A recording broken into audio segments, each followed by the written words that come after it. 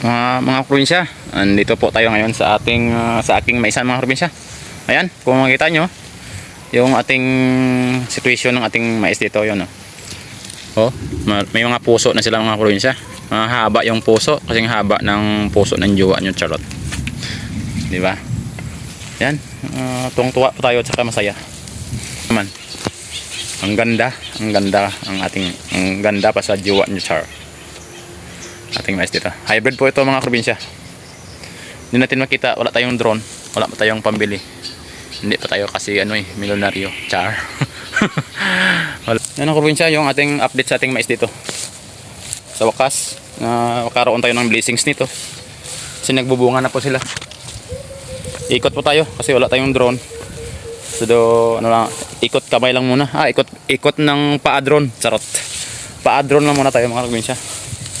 Maka maarating rin natin yan, sana makakaroon tayo ng blessings para makabili tayo. Kaya lang, hindi natin alam gamitin yan, char. Yan mga probinsya, yung ating mais dito.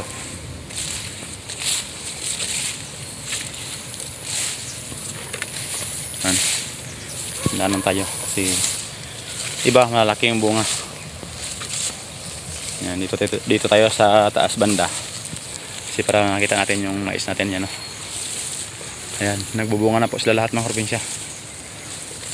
Kahit na sa nito, pagtanim, o tawagin sa Ilonggo pagpanggas. May dalawa ring puso mga probinsya. Sa Ilonggo, tawagin to puso. Dalawa, iwan ko, tanggalin na itong isa. Dalawa lang. Kasi, hindi naman nalaman yun sayang yung nutrients na punta pa dito sa dalawa. Tanggal natin yung isa. Yan dalawa lang. Kaya yan. Yan, probinsya. Hindi natin kainin sana yun Yan, nakatuwa tayo. Tuwang-tuwa tayo kasi nagbubunga na yung ating mais dito. Tuwang-tuwa yung ating mga alaga. Kasi marami na silang supply. Kapag marami sana, kung marami yung ating blessing dito, ibenta natin mga probinsya. Kaya pamili natin ng mga abono. Saka mga insecticide, herbicide din mga probinsya, para hindi tayo mahirapan kasi wala pa tayong kapasidad na magsahod sa mga tao natin dito. Tayo lang po na gumagawa dito, hindi pa believe yung mga tao sa atin na kaya pala natin mag-farming kahit na mag-isa lang tayo. Ayan, sa wakas parang nanimala din sila na kaya natin. Kasi nakikita rin ng mga kamag-anak natin. Kahit mag-anak natin, hindi sila naniniwala na kaya pala natin to. Yung bangnid 1 natin, puno na ng saging.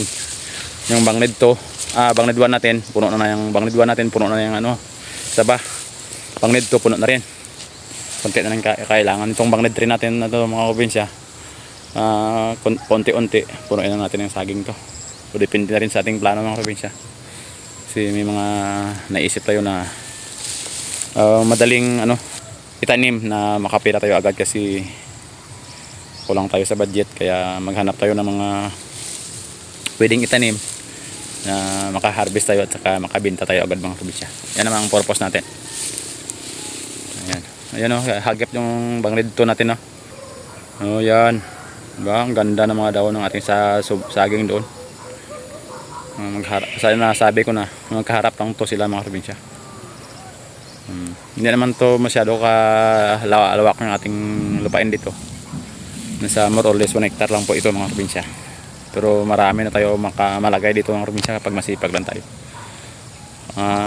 Minsan nga parang hindi natin kaya, pero kakayanin natin mga probinsya.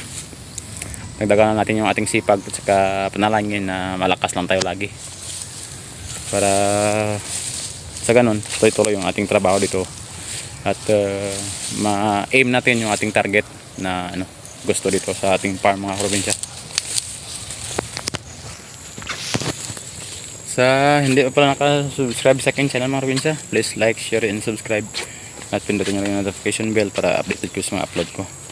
Saka pakipollow rin po yung ating page mga probinsya, aking page. Salamat po.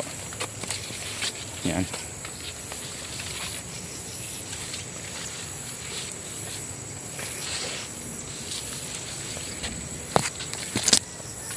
So hanggang dito lang po tayo mga probinsya. Ano naman yung update ng ating mais dito na malapit na magbigay sa atin ng blessing. Salamat.